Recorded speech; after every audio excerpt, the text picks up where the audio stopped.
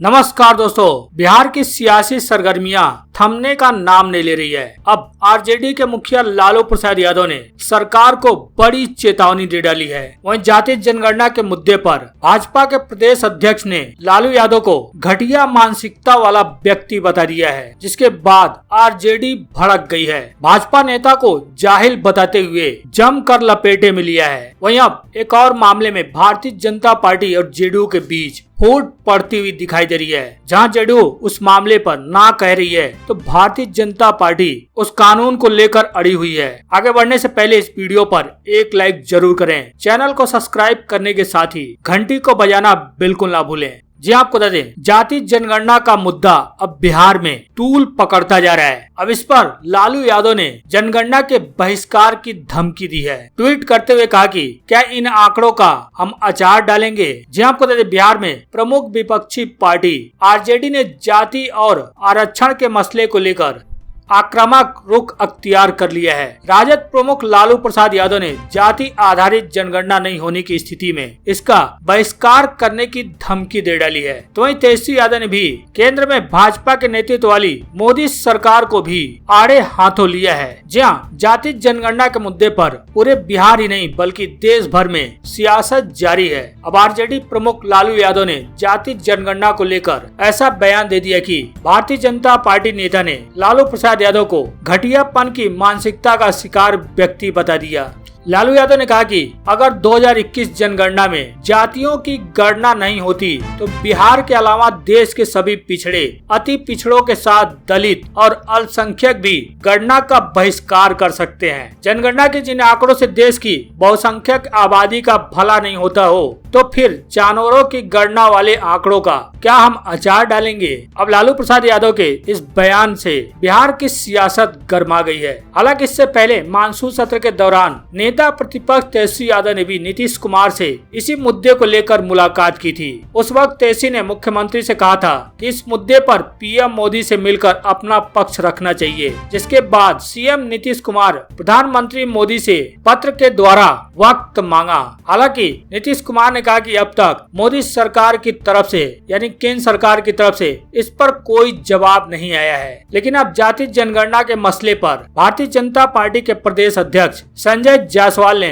लालू प्रसाद यादव पर हमला बोला। उन्होंने कहा कि लालू यादव हमेशा से घटियापन की मानसिकता के शिकार व्यक्ति रहे हैं। भाजपा प्रदेश अध्यक्ष संजय जायसवाल ने लालू पर हमला बोलते हुए कहा कि 15 साल जो खुद मुख्यमंत्री रहते हुए आज तक लालू यादव को जाति जनगणना क्यों नहीं कराया, इसका जवाब उन्हें खुद देना चाहिए। और लालू यादव हमेशा से घटियापन की मानसिकता के शिकार व्यक्ति रहे हैं। लेकिन अब संजय जायसवाल के इस बयान पर आरजेडी भड़क गई है। भाजपा नेता को जाहिल बता दिया है। जहां बीजेपी सांसद द्वारा लालू यादव को घटिया मानसिकता वाला व्यक्ति बताए जाने पर आरजेडी ने कड़ी आपत्ति जताई है। साथ ही भारतीय जनता पार्टी नेता को मानसिक विकलांग, सिरफिरा और जाहिल बता दिया है। आरजेडी ने कड़े शब्दों में निंदा करते हुए इसे घोर आपत्तिजनक बताया है। जहां पार्टी प्रवक्ता चितरंजन गगन ने कहा, राष्ट्रीय जनता दल के राष्ट्रीय अध्यक्ष लालू के बारे में बिहार भारतीय जनता पार्टी अध्यक्ष ने जिन शब्दों का प्रयोग किया है वो घोर आपत्तिजनक है।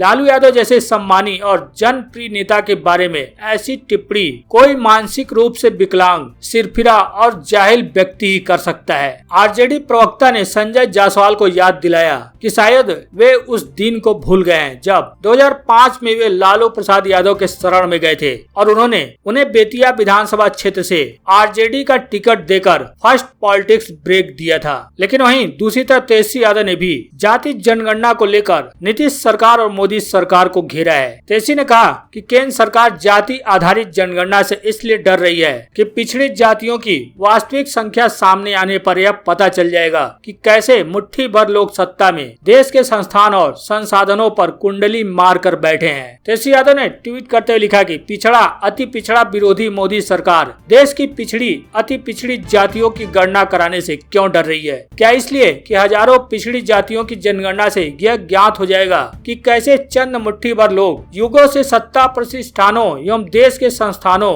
व संसाधनों पर कुंडली मार कर बैठे हैं। यहाँ तक नहीं, इससे पहले भी तेजस्वी यादव ने एक ट्वीट किया था, लिखा था कि जाति जनगणना करवाने की मांग उपेक्षित गरीब व वंचित समाज के उत्थान के लिए एक अत्यावश्यक सकारात्मक व प्रगतिशील कदम है। सर्वविदित है कि देश में सामाजिक आर्थिक रूप से सबसे पिछड़े ओबीसी, एससी, एसटी और ईडब्ल्यूएस हैं। अगर सबकी संख्या की सही जानकारी नहीं होगी तो उनके उत्थान के लिए प्रयास कैसे होंगे। अब इसी को लेकर लालू यादव ने ट्वीट करते हुए लिखा कि जनगणना के जिन आंकड़ों से देश की बहुसंख्यक आबादी का भला नहीं होता, तो फिर जानवरों की गणना वाले आंकड़ों का क्या हम अचार डालेंगे।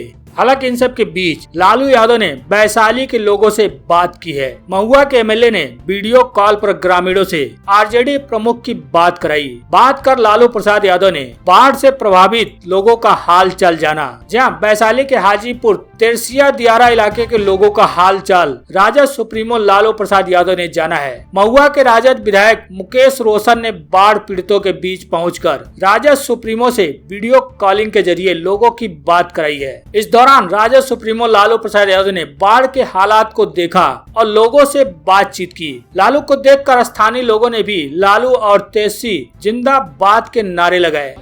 जी सब लोग हैं सर, जी सब लोग प्रणाम कर रहे हैं सर।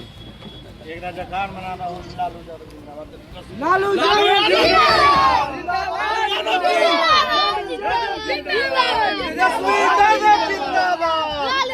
तेजस्वी यादव जिंदाबाद,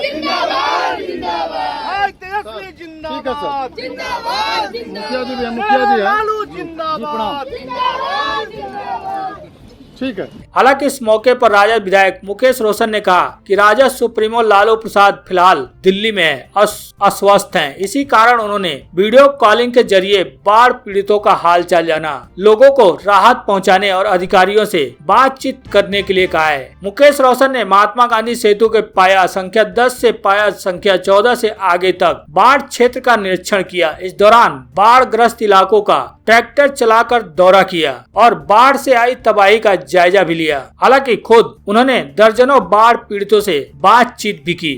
वहीं अब तेजस्वी यादव और चिराग पासवान दोनों नीतीश सरकार पर हमला बोल दिए हैं। जी हां, बिहार विधानसभा में नेता प्रतिपक्ष व राजद नेता तेजस्वी यादव और लोजपा के जमुई सांसद चिराग पासवान ने बिहार सरकार पर एक साथ हमला बोला है। दोनों ही नेताओं ने आरोप लगाया कि नीतीश सरकार ने विगत 5 वर्षों से SC ST वर्गों की छात्रवृत्ति बंद कर लाखों गरीब छात्रों का भविष्य बर्बाद कर दिया। तेजस्वी ने कहा कि मुख्यमंत्री नीतीश कुमार से इस संबंध में पूछे जाने पर वे अनभिज्ञता प्रकट करते हैं। बाकी प्रदेशों में केंद्र समर्पित यह छात्रवृत्ति कैसे मिल रही है। वहीं चिराग पासवान ने भी एक प्रेस बयान जारी कर कहा कि राज्य सरकार अनुसूचित जाति एवं अनुसूचित जनजाति वर्ग के विद्यार्थियों को छात्रवृत्ति भुगतान तत्काल सुनिश्चित करे। जिस छात्रवृत्ति योजना का 75% पैसा केंद्र सरकार वहन करती हो, उस योजना से लाभार्थियों को पिछले 3 साल से वंचित रखा जा रहा है। इससे 15 लाख विद्यार्थी परेशान हैं। वहीं बिहार में जनसंख्या नियंत्रण कानून पर अब एनडीए में 2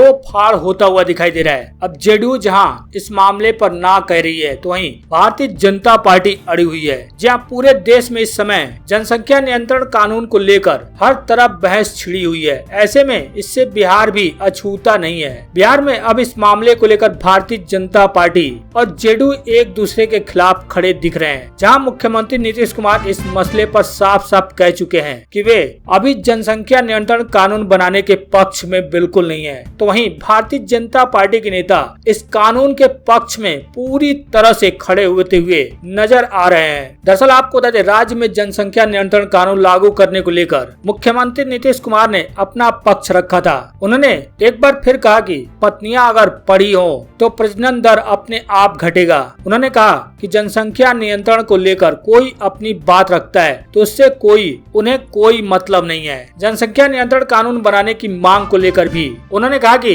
जनसंख्या नियंत्रण को लेकर शुरू से ही हम लोगों ने बिहार में अध्ययन और आकलन किया है। आकलन में यह बात निकलकर सामने आई है कि पति पत्नी में अगर पत्नी पढ़ी लिखी है तो प्रजनन दर कम होगा। हालांकि नीतीश कुमार यानी जेडीयू से इतर भारतीय जनता पार्टी का इस मुद्दे पर राय है। बिहार सरकार के मंत्री नितिन नवीन भी इस मामले पर अपनी राय साफ कर चुके हैं। उन्होंने साफ साफ कहा है कि जनसंख्या नियंत्रण कानून बनना चाहिए। कानून बनाने के बाद लोगों को इसको लेकर जागरूक करने की भी जरूरत है। हालांकि पिछले कुछ समय से एनडीए सरकार के नेता एक दूसरे पर लगातार हमला बोल रहे हैं। इस बार भी जनसंख्या नियंत्रण कानून पर भारतीय जनता पार्टी ने अपना रुख साफ कर दिया है। तो वहीं मुख्यमंत्री नीतीश कुमार अपनी बात रख चुके हैं। ऐसे में देखना यह दिलचस्प रहेगा कि क्या इस मामले पर एनडीए सरकार एक मत हो पाती है। आगे क्या फैसला एनडीए लेती है।